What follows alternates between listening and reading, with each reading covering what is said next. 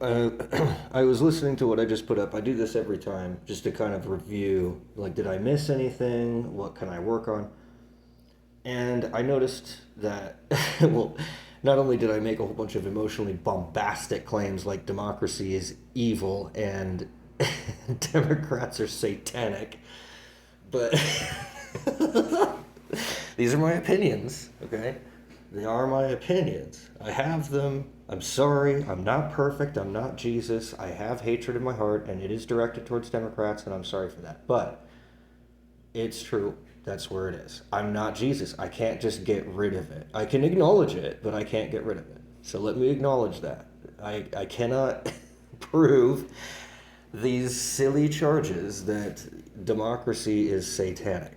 Okay, I'm not going to get into that. What I am going to get into is the inner workings of democracy. And I maybe at the end of that, after I've established the inner workings of what I think democracy is, because everybody defines everything arbitrarily anyway. There is no exact definition of what anything is. We always have to trust that the person or thing that is defining something for us is true. So where are we putting our trust? And that's our God.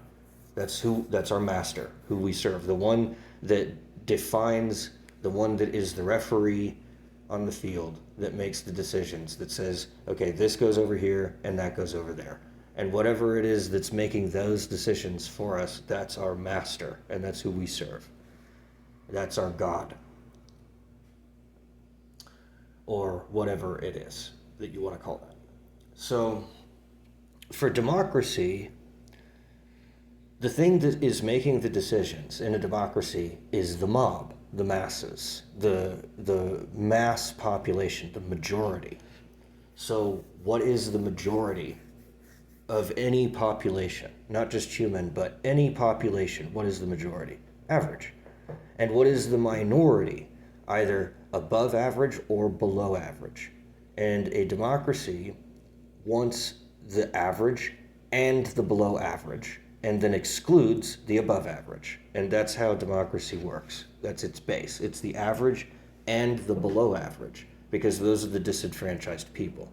In fact, most democracies will focus on the least equipped people, and that's what they run most of their engine on. That's the fuel burning in the engine of democracy, is the lowest common denominator, the people that are at the very bottom. That is the fuel that runs the engine of democracy, is poor, stupid, abusive, criminal people. Sorry, but that's just the way that it is. Now, you flip that on its head and you've got republic. And in a republic, it's the exact opposite. It's the above average people, not the below average people, that have the power and that are the focus of that party, that are the focus of that political engine. And the fuel burning in the engine of a republic are aristocrats, elites, people, CEOs, high power, high intelligence, highly educated, highly capable, and highly motivated and willing people. And so that's what makes the most fucking sense. If you're going to run a government, do you want people that are below average who are in charge? Or do you want people who are above average who are in charge? I don't know of a simpler way of putting the difference between a Democrat and a Republican is. The Democrats want the least equipped, least understanding, least willing, least available people in charge, who have the least amount of time, the least amount of understanding, the least amount of motivation to make all their decisions for them. Because that's what they do. That's what being a Democrat is. And only an idiot would do that, because you have to be an idiot to trust an idiot. You have to be an idiot to deliberately force only idiots in charge. It's one thing to make a mistake and vote an idiot into office because you didn't know enough or because you liked the way they smiled or some stupid thing. But it's another thing to make an institution or a system that cannot put anyone, even average, in charge, let alone above average, that force forces and constrains the system to only accept below average, less than average people and put them in charge of what's making the decisions that eventually happen in the world, in the government that is the democracy.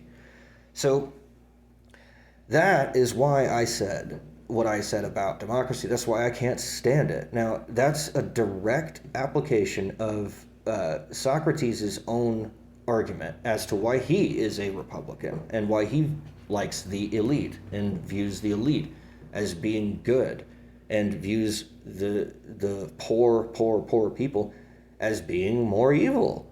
They're the ones that don't know as much. It's like Thrasymachus. Do you think that Thrasymachus is going to be a Republican or a Democrat? I mean, that's a perfect question. You take Thrasymachus, who believes that the good rests in the one who benefits, right? Might makes right. If you can take it, you deserve it. The end. Now, you can say, oh, well, that's Ayn Rand objectivism if I've ever heard it. No, it isn't. And there's a reason why. Because when you ascribe it to government, if you ascribe it to politics, then people become currency, or people become commodities and services. And so the focus shifts. Because if you have an objectivist, let's say laissez-faire, free capitalist society, you get Hoovervilles. If you do the same thing in politics, you get Democrats. So if I can be any more partisan, let me know. So so funny. I don't view democracy. The reason that I have such a deep-seated hatred is because I cannot ascribe value to democracy for the reason that Socrates put forth.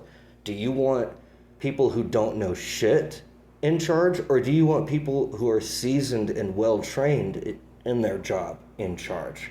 It's a simple question. You have to put, if you have any rationale in your head at all, you have to put the people that know the most and are the best equipped in charge. You just have to. The only instance that I can think of where that wouldn't be the case is if the person that knew the most was also the most corrupt, and then you have to get them out of office. But that's a temporary Band-Aid or a surgical removal. You don't get surgery as a diet to live on. You don't live in the operating room. But again, that's what happens when you have a democracy, is you will live in the operating room. You will constantly need surgery after surgery after surgery, that removal after removal after removal of corruption, because the base that they're operating toward is the disease, not the cure. They want you sick and need you sick in the operating room at all times to get operated on, because they don't have a job without you. You have to be sick for the doctor to be employed. So that is why democracies have to fail, is because they are doctors. They are there to intervene temporarily in the case that a republic becomes corrupt. That is the only time that the populace should ever rise against its rulers, is if the rulers are corrupt. That's the only time democracy makes any sense. Democracy is a revolutionary act. It is not a political party. So it doesn't make sense then to build a political party out of that. It just like it doesn't make sense to keep someone in the operating room and continuously doing surgery after surgery on them as if that's how they're supposed to live. It doesn't make sense to eat aspirin as if it were food. It doesn't make sense to take penicillin instead of a hamburger. It doesn't make sense to take medicine as if it's food. So the reason that we have these debates at all is that ultimately what should be happening in a perfect world is the Democrats are the ones that are suspicious of the government, and the government is suspicious of the Democrats. And they're both trying to withhold their own power. This is why you can't have a democracy that lasts longer than a coup. If you have a democracy that lasts longer than a coup, it will not work. And the reason is because you're putting people that are in charge to make decisions that really should not be making them. They don't have enough information to be able to make the decisions necessary to run and sustain a government. Now, they might have just barely enough to start one if they're lucky. Then you would have a revolution that has some kind of a new constitution or a new law or wants to change a rule, something specific to focus on and mobilize and rally around. And if they don't have it, they'll create it. And that's why you can't, it becomes a disease rather than the cure, because it's given too much, too often, too liberally for it to actually help the situation. Democrats are necessary as a response team, not as a dietitian. They are there as emergency response technicians. That's what democracy is for. It's a revolutionary act, not a political party. It's not a legitimate form of government. It's an act against a corrupt government. That's the only way that it would ever make sense to put the masses in charge of themselves. They do it temporarily in order to check the balance of power against a corrupt government that has attempted to usurp and exploit them and objectify them and turn them into objects. That is the only way and only legitimate reason for there to be a democracy. There should be democratic acts like that every once in a while, just to keep the government on its toes and make sure that it knows its fucking place. But not to sustain it. That makes no sense, to put a revolutionary in the government. Because what are they going to revolt against next? After they've already revolted and formed a new union, how do they sustain their revolutionary fervor? What are they going to revolt against? Their own revolution? They don't have anything left to revolt against once the revolution is complete. Then they have to become, ironically, conservative and conserve their power that they just usurped, or that they just, took, whether it was good or bad. I can't say usurp. When they took the power, how do they sustain that? They conserve it. If they were truly revolutionary, then once they quote unquote take office, they would simply abolish all government entirely. And then they can stay in a constant state of revolution. Because the only thing that you can have, the only state that you can have that operates under a constant, sustained revolution is either it's not actually a sustained revolution because it's a communist uprising where it's just the exact opposite of what a revolution is. It's a top-down police state. Or if it really is in constant revolution, it's anarchy. It's stateless. The only thing that could sustain revolution is a revolution. It's not a government, it's a revolution. Democracy is not a political governing system that can sustain itself. It's temporary, and it's there to be used when necessary only, very much like a gun. You need to keep it on you, just in case you need to use it. But you don't wave the fucking thing around in the air and show it off to everybody around you and point it randomly at random people. Oh, well, I didn't shoot them yet, so it's fine. No, you can't just run around with your AK-47 pointing it at every single person that you don't like just because you don't like them. That's what democracy does. And again, I cannot stress enough, that's what democracy is for. That's the only thing it's built to do, is to overthrow republics. That's it. It serves no other purpose. It can't sustain itself. You want to put the entire masses in charge of anything, and you will watch it crumble. It cannot sustain itself. Unless you had some miracle where Jesus comes back from the grave, and it's the second coming, and Jesus might be able to lead and sustain a permanent democracy in some way that I can't conceive of. But beyond that, beyond some miracle, there is no way to sustain a democracy. You can't sustain revolution. You can't sustain bottom-up processing in government. It will not work. And it's kind of like the same thing in economics. If you wanted to put the janitor in charge of the building that he's cleaning, it really doesn't make any sense anymore. Like, what is he doing? So the janitor who knows the least about the business is not even invested in it and has absolutely no ability or willingness to make day-to-day decisions on how the company is run, is given all the power to sign off on all the bills and even propose them himself, at which point he's no longer a janitor. And this is the paradox of democracy attempting to sustain itself. It's the paradox of a revolution attempting to revolt against itself. It doesn't have any ability to stand for anything. It stands against things. It's there to attack. It's a weapon. It's not there to build or sustain anything. It is there to destroy. Like, for example, what I voted on. I voted against Fragua. No more Fragua. Boom, democracy, done. That's what democracy does.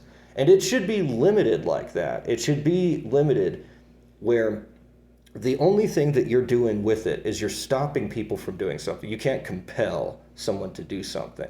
You can't compel them to serve a particular kind of food. I can't make the restaurant serve chickpeas, but I can strike against the restaurant and hopefully get them to stop serving fragua. You see the difference? I can't tell them what to do, but I should be able to reserve the right to tell them what not to do. That's the only way we can sustain a freedom in a society. You don't have any freedom the moment that someone can tell you to do something. You have no freedom. But if you tell someone not to do something, they still have freedom to do everything else. The moment that you tell them to do something, that automatically presupposes that they can't do anything else.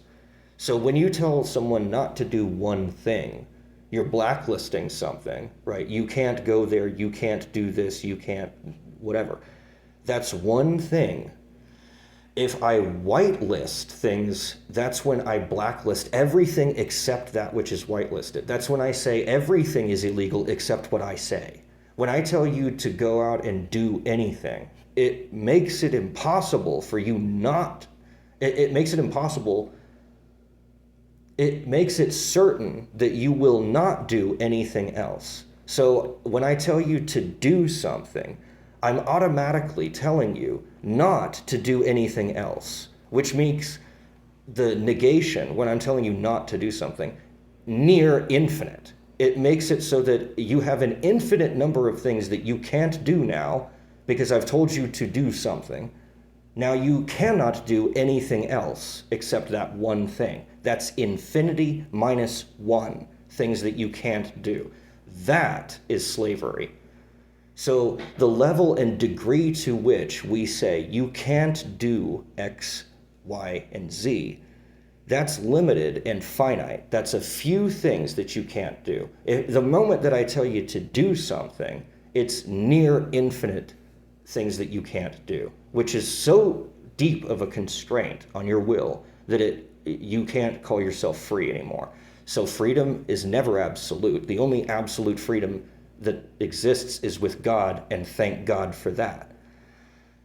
If you go anywhere down the totem pole from God, you're going to have less freedom than God. You're going to have some constraint on your will. Eventually you will die because you're not immortal, you're not God, so you can't sustain your existence indefinitely ad infinitum. You will eventually cease to exist in the current form that you exist. And then the question is, how do you define that current form? Do you do it by lifetime of your body? Do you do it by episodic emotional periods in your life? I'm no longer who I once was. However you choose to arbitrarily define that is up to you, which is again a freedom. But if I tell you to define it a certain way, that's when I take all of your decision power away from you, and you have near infinite slavery. Because I've told you to think a certain way, it presupposes that you cannot think any other way. That's what makes it seditious. That's what makes it slavery. That's what makes it corrupt. The moment that I tell you you have to do something, the moment that I tell you you have to think a certain way, the moment that I tell you that you have to be like me, then you can't be yourself. You can't be anything except what I tell you to be. And so now I own you, and you are an extension of me now. You are not you. And that is what I was getting at with all the democracy crap.